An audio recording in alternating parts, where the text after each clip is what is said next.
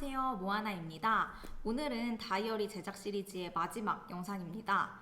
지난 영상에서는 다이어리에 사용할 수 있는 여러 종이들을 살펴봤는데요. 오늘은 내 다이어리를 조금 더 특별하게 만들 수 있는 후가공을 살펴보려고 해요. 후가공은 인쇄와 코팅, 제본 등을 제외한 모든 부가적인 것들을 말합니다. 예를 들어 여러분도 잘 아시는 금박과 은박, 눌러 찍는 형압, 끝을 둥글게 하는 귀돌이, 바깥을 묶는 밴드 등이 있습니다. 일반적으로 가장 많이 알고 계시는 후가공인 박을 먼저 말씀드릴게요. 우선 박이 뭔지 알아야 하니 같이 한번 살펴보겠습니다. 제가 가장 많이 가지고 오는 이 샘플들, 심플렉스의 금박을 찍었습니다. 얘도 마찬가지로 심플렉스인데 다른 색상의 박을 찍은 거예요. 어두운 표지에는 이렇게 은박도 많이 합니다. 반짝이는 홀로그램 박도 있어요. 박은 인쇄가 아닙니다. 그래서 박을 찍는 과정은 이렇게 책이 있으면 책을 두고 박 필름을 이렇게 얹고요. 그 위에 동판을 눌러서 찍는 방식이에요. 그래서 몇 부를 만드시든 박을 찍으시려면 동판이 꼭 필요합니다. 그런데 이 동판비는 고정으로 들어가는 거기 때문에 부수를 많이 하실수록 이 비용이 분산돼서 부담이 덜하죠. 이 박은 찍는 공정 자체가 하나 더 추가가 되는 거기 때문에 당연히 비용도 올라가고 시간도 더 소요가 됩니다. 인쇄비처럼 몇 부 하면 얼마 이런 식으로 추가가 되는 게 아니라 이 박을 찍는 과정 자체에 기본 비용이 추가되는 거기 때문에 많이 찍으실수록 부담을 덜 수 있습니다. 몇십 부 이하의 소량 제작에서는 박을 잘 찍지 않으세요. 박은 사이즈에 따라 동판 비용이 달라집니다. 사이즈가 너무 크거나 범위가 너무 넓으면 한 번에 찍지 못하는 경우도 있겠죠. 이런 경우에는 비용이 추가됩니다. 사이즈는 작은데 이쪽 끝과 저쪽 끝에 찍는 거면 한 번에 못 찍을 수도 있겠죠. 예를 들어서 이쪽에 있는 별 하나와 이쪽에 있는 별 하나만 박을 찍는다고 했을 때 사이즈 자체는 굉장히 작지만 범위가 너무 넓기 때문에 한 번에 못 찍을 수도 있단 말이죠. 또는 사이즈가 이렇게 크게 한 면을 찍어야 된다고 했을 때 전체 면에 박이 들어가는 거라면 찍을 수는 있더라도 가장자리로 갈수록 누르는 압력을 많이 받지 못하기 때문에 예쁘지 않게 찍힐 수가 있어서 너무 큰 사이즈의 박은 그렇게 추천드리지는 않습니다. 아까 말씀드린 것처럼 박은 인쇄를 하는 것이 아니라 필름지를 놓고 찍는 거기 때문에 색상이 한정적입니다. 이미 나와 있는 박 필름지 중에서 색상을 선택하셔야 해요. 제가 가지고 있는 박 샘플지를 한번 보여드릴게요.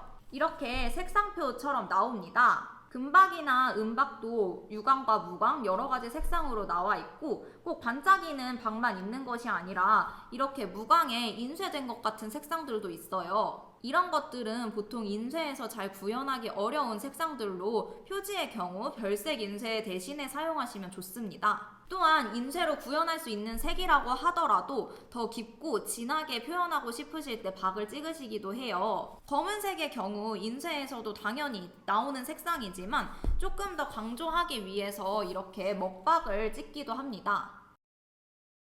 다음은 형압이에요. 형압은 눌러서 자국을 내는 방식인데요. 여러분들이 아실만한 샘플을 한번 보여드릴게요.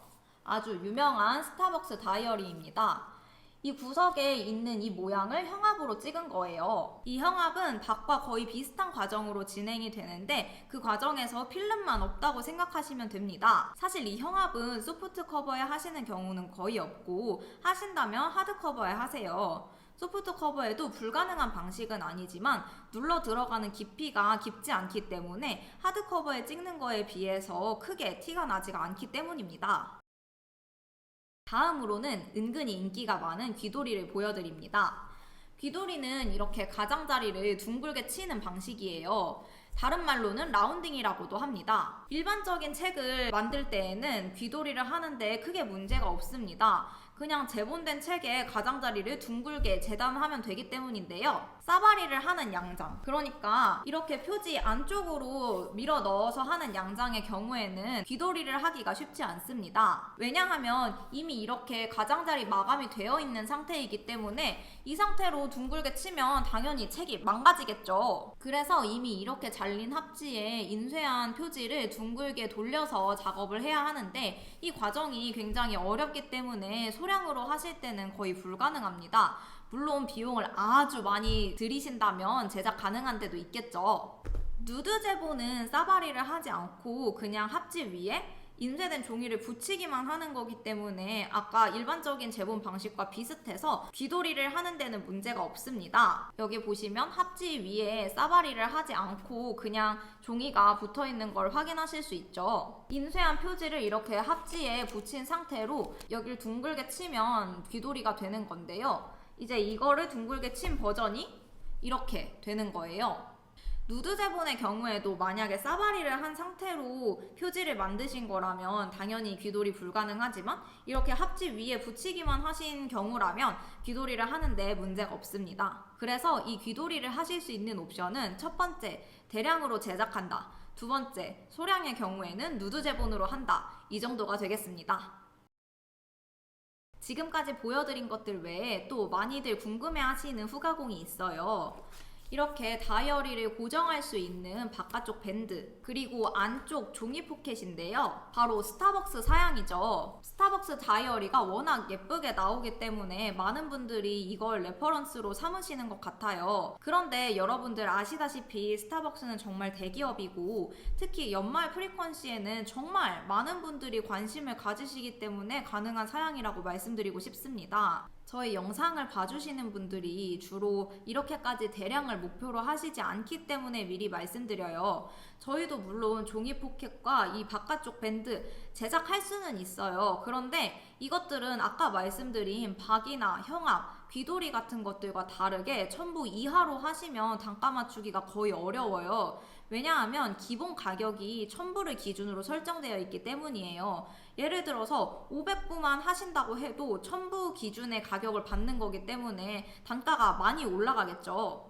이건 비용 말고도 기간을 충분히 고려하셔야 해요. 보통 연말에는 스타벅스처럼 대량만 하는 업체들이 이런 작업을 하는 경우가 많기 때문에 작업이 불가능할 수도 있고 만약 가능하다고 하더라도 시간과 비용이 굉장히 많이 소요돼요. 그리고 만약 들어간다고 해도 후순위로 밀릴 가능성이 아주 높습니다. 그러니까 이런 부분들도 잘 고려하셔서 후가공을 어떤 걸 하실지 결정하시면 좋을 것 같아요. 참고로 많은 다이어리에서 볼 수 있는 이런 가름끈, 위에 붙는 헤드밴드, 따방이라고도 하는데요. 이런 것들은 후가공은 아니고 양장 기본 사양에 더 가까워요. 그래서 색상 선택은 불가능하더라도 추가 비용 없이 진행할 수 있을 거예요.